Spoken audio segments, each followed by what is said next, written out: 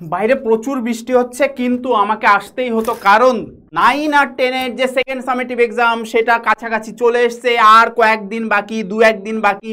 তো তোদের মধ্যে যে জিনিসটা কাজ করছে, বিশেষ করে সুয়েনা ম্যামের একটা ভিডিও গেছে, তোরা দেখেছিস আশা করি, যে তোদের যে আমাদের যে এক্সামটা সেকেন্ড সামেটিভ এক্সাম, সেটাতে যারা একদম ভালো করে পড়াশোনা করিসনি তাদের কীরকম কি অবস্থা, তারা কিভাবে এই সময়টা আমাদের পাস বা তার থেকে একটু বেশি নাম্বার পেতে পারে, বা কিভাবে একটু বেটার করতে পারে। আমি এসছি তাদেরকে আরও একটু পুল করে, যাতে তারা আরও ভালো একটা নাম্বার জায়গায় নিয়ে যেতে পারে। এবং যারা টপার, যারা প্রথম থেকে ভালো করে পড়ে এসছে, তাদের কাছে তো পুরো জিনিসটা সব কিছু শুরু থেকেই ক্লিয়ার। ঠিক আছে, তো আজকে আমরা দেখতে পাচ্ছিস নিয়ে এসছি যে টপার হওয়ার, পরীক্ষায় দারুণ একটা নাম্বার ক্যারি করার 5টা ইম্পর্টেন্ট টিপস, এবং সেইটা সঞ্জয় স্যার তোদের সামনে তুলে ধরবে এক এক করে। প্রত্যেকটা পয়েন্ট ভালো করে খেয়াল করে প্রত্যেকটা জিনিস মেনটেন করলে তোরা কিন্তু তোদের নাম্বার 40-এর মধ্যে 36 আপ পেতে চলেছিস। ঠিক আছে, তো আমার প্রত্যেকটা কথা ভালো করে শুনবি বেটা, আমি প্রত্যেকটা পয়েন্ট নিয়ে কিন্তু ভালো করে কথা বলবো। ফার্স্ট পয়েন্ট তোদের সামনে, টিপস নাম্বার 1, PYQ বিশ্লেষণের মাধ্যমে প্রত্যেক অধ্যায় থেকে গুরুত্বপূর্ণ বিষয়গুলি নির্বাচন করো। ঠিক আছে, এই যে টিপসটা, এই টিপসটা কিন্তু দারুণভাবে কাজ করতে চলেছে। কারণ দেখ, এখন আর খুব বেশি সময় নেই, এখন জলদি জলদি তোদের রিভিশন দিতে হবে, এবং এই রিভিশন দেওয়ার জন্য তোকে কি করতে হবে, ইম্পর্টেন্ট টপিকসগুলো, যে টপিকসগুলো থেকে প্রত্যেকটা বছরে সেকেন্ড সামেটিভ এক্সামে কোশ্চেন আসছে, প্রত্যেকটা সাবজেক্ট নিয়ে আমি কথা বলতে চাইছি, এবং সেই জায়গাগুলো কিন্তু তোরা প্রিভিয়াস ইয়ার্সের যে সকল বিভিন্ন স্কুল বা তোদের যাবতীয় যে ধরনের যে স্কুলে তোরা পড়িস, ঠিক আছে, নিজেদের স্কুল, সেগুলোর যে পুরনো কোশ্চেনগুলো, বা ধর তোদের স্কুলে যে ধরনের কোশ্চেন করিয়েছে, বা যে পার্টসগুলো ভালো করে পড়িয়েছে, যে পার্টসগুলো স্যার ম্যামরা বলে দিয়েছে ইম্পর্টেন্ট, এবং আমরাও কিন্তু আমাদের দিক থেকে তোদের হেল্প করেছি, সাজেশন বা যে যে জায়গাগুলো ইম্পর্টেন্ট, যেগুলো থেকে কোশ্চেন আসে, সেগুলোর ভিডিও কিন্তু এই চ্যানেলেই আছে। তোরা অবশ্যই কিন্তু সেই জায়গাগুলো দেখে নিস, এবং তোদের প্রত্যেকটা জিনিস কিন্তু ওয়ান শটের মাধ্যমে আমরা প্রত্যেকটা সাবজেক্টের ক্লিয়ার করেছি।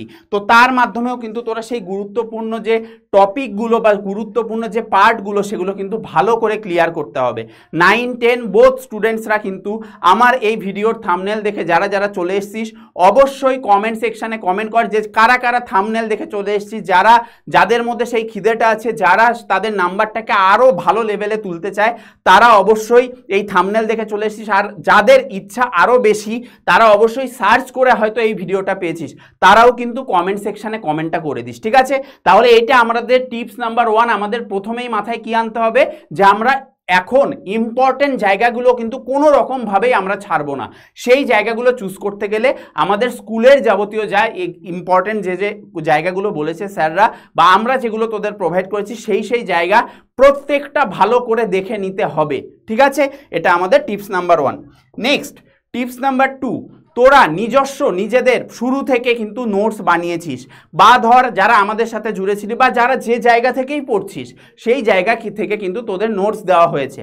সেই নোটসগুলো বা নিজের লেখা, নিজের তৈরি শর্ট নোটস বলিস বা সেলফ নোটস বলিস, সেগুলো প্রত্যেকটা দারুণভাবে রিভিশনে কাজে লাগবে ঠিক এই সময়টা।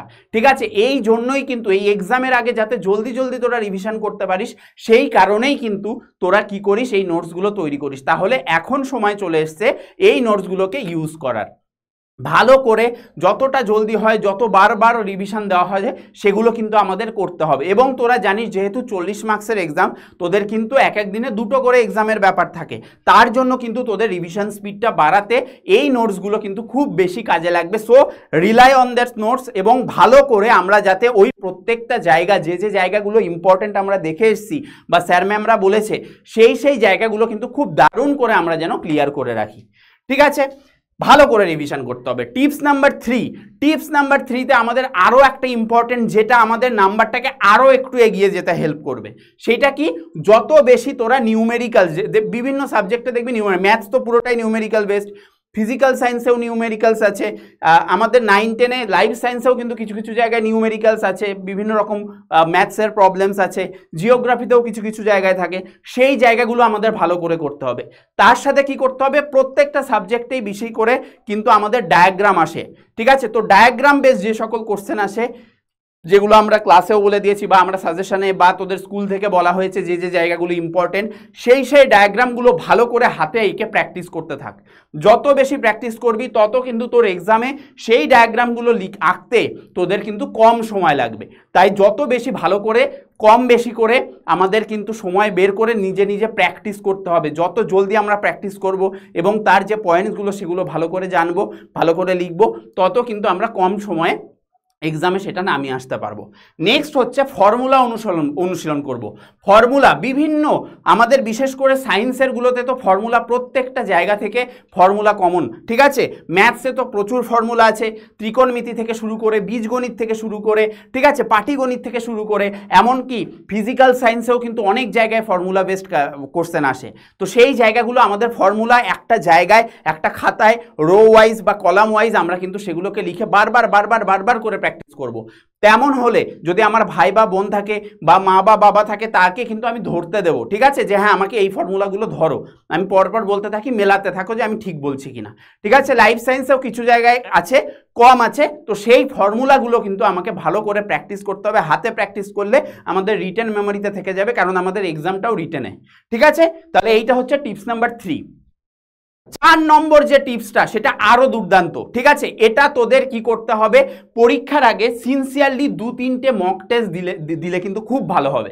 যাদের যা এক্সাম আছে, যেগুলোর তোরা ভাবছিস যে হ্যাঁ ল্যাঙ্গুয়েজ বেসড খুব একটা অতটা মক টেস্ট দেওয়ার অত দরকার নেই, বাট যেগুলো সায়েন্সের হোক বা কিছু ক্রিটিক্যাল জিওগ্রাফির যে এক্সামগুলো হয় সেগুলো, ঠিক আছে, তোরা মক টেস্ট কীভাবে দিবি, স্যার আমাদের কাছে কোশ্চেন নেই। দেখ, যারা আমাদের সাথে জুড়ে আসিস তাদের তো মক টেস্টগুলো হচ্ছেই, ওয়ার্কশিট দেওয়া হচ্ছে। যাদের কাছে নেই তারা হতাশ হওয়ার কিছু নেই, তাদের কাছে কোশ্চেন ব্যাংক আছে বা টেস্ট পেপার আছে, সেগুলো থেকে তোদের যে যে চ্যাপ্টার্সের এই এক্সামগুলো আছে সেই এক্সামের কিন্তু বেশ করে আমাদের কোশ্চেন ব্যাংকগুলোতে কিন্তু আমাদের সেকেন্ড সামেটিভের মধ্যে অনেকগুলো কিন্তু এরকম স্কুলের কোশ্চেন বা মডেল কোশ্চেন সেট সেগুলো কিন্তু দেওয়া থাকে। দুটো সিলেক্ট কর, নিজে সিলেক্ট না করতে পারলে বাড়ির লোককে বল সিলেক্ট করে দিতে।